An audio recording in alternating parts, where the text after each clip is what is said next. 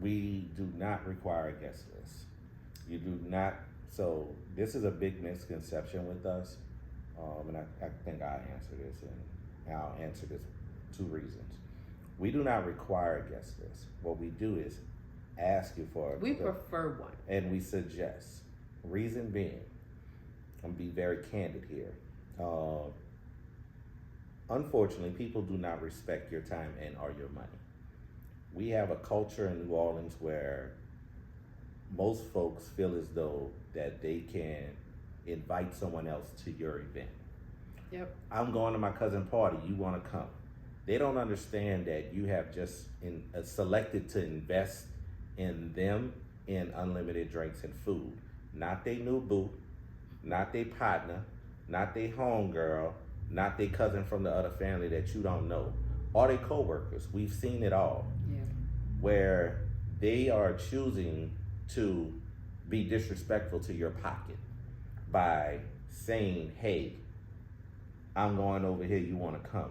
And us as a venue, you're paying per head for a certain amount of food, certain amount of bar. So if that number is exceeding what our expectation is, one or two things will happen. If we weren't aware of it, and all of a sudden my bar is overwhelmed because we have 50 people more than what we're supposed to, or the food runs out early than we're supposed to because it's a surplus of people, you're gonna look at us indifferently. Right. And I'm not sponsoring your event. I tell everybody that all day long. That ain't about to happen. So what we like the guest list, or we suggest the guest list, or we prefer the guest list is because we don't know your cousin, we don't know your aunts, we don't know your grandparents, we don't know these people from a can to paint. We don't know anybody personally, and that's basically what if I'm at the door, if he at the door, that's basically what we tell our clients guests when they do give us a guest list.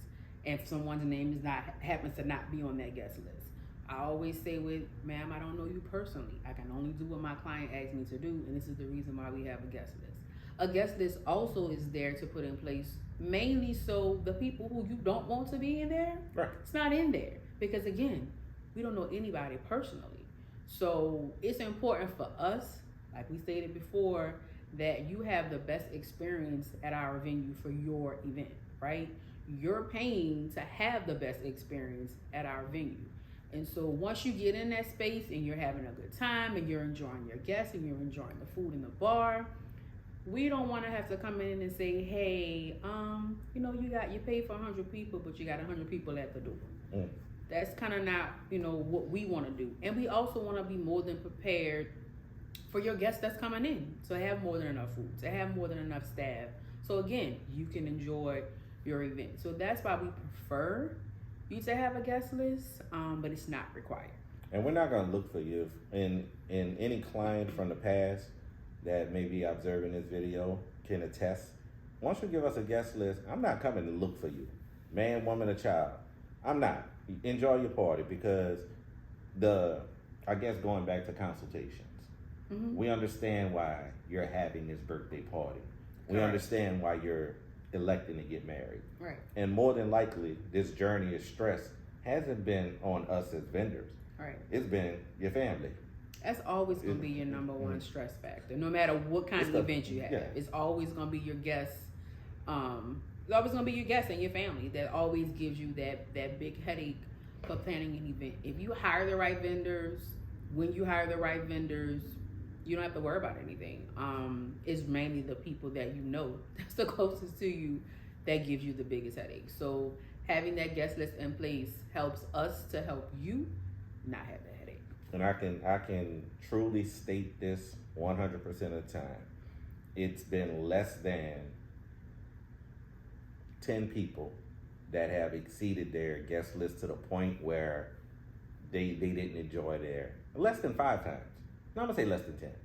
They've exceeded their guest list to the point where they just could not figure out where all these people came from. Yeah. And it has came from their cousin, their brother, their sister, their parents inviting all these other people. Yeah. And now got them in a position of not wanting to say no, and now trying to figure out, how do I pay for these other people, because at the end of the day, us as a venue, if you paid for 100 and now we have 150 people, then 100 people, one great bartender can handle.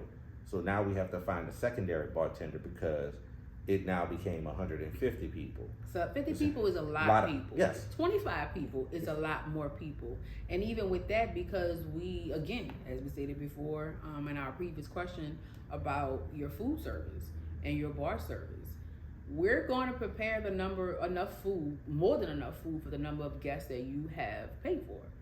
So if we are over by 50 people, then that means we still have to cook more food. Like we're still going to accommodate the number of guests that's coming through the door, because we are taking count of who's coming through the door, whether it be through us counting without a guest list or us counting with your guest list.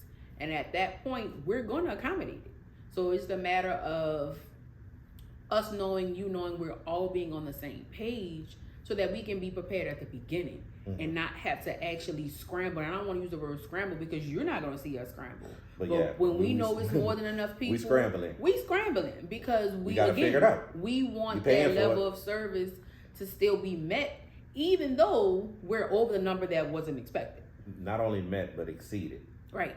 Because at the end of the day, the client may be like freaking out, but at the same time, truth be told, we are not freaking out because adversity builds character. And adversity for me is a mental exercise. And those adversities is like, okay, now it's time to pivot. So I got this many more people, let me go bartend if I can't get another bartender to come in right now. You go do this, you go do that. So now we're flipping the staff in different places in order to accommodate all your guests, because now you just came out thousands of dollars on a night of an event you didn't expect to, right? Because you didn't prepare with that one little guest list. That guest list would have saved not only you headache and stress, us headache and stress, but we adapt and we overcome. So no, we don't require a guest list. We prefer a guest list because at the end of the day, I'm protective of your pocket. I tell clients this all the time, and that is one of two things. You can secure our space with a signed contract at a certain guest amount. And I always tell people to go less than. If you think I'm lying, you can look at or reach out to past clients. If somebody came and said, I signed up at 150, but I'm only at 100 people, not a problem. You got a balance left over.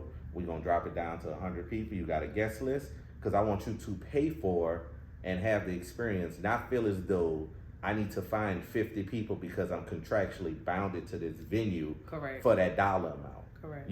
I would always tell people, if you think you at this number, then secure me at this number, because I don't have a problem with you going up. We ask for the final guest count 30 days prior to the event. So I'm never going to say no to more money if I'm prepared for it.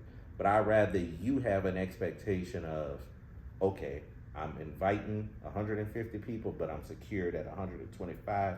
Only 135 showed up. I'm good. Versus the people feeling as though they're wasting money. Right. So it's very rare, I would say, that, because again, you know your guests, you know who you've invited, you know what invitations you've already put out when it comes to your guest list. So it's very rare that somebody comes in and they pay for 100 people and only 50 people show up. Right. Right? It's very rare that you're not close to that number. And I think it's mainly because us having these consultations, yes, and we ask the right questions at the beginning, because we do this for a living. Like, we see this every weekend. We've been doing this for 16 years. So we know what questions to ask so that you can think about those answers, or think about those questions way ahead of time and not the week of or day of for an event. And the ones who have elected to have those things happen without that guest list, that stressor, because of the fact they negated that.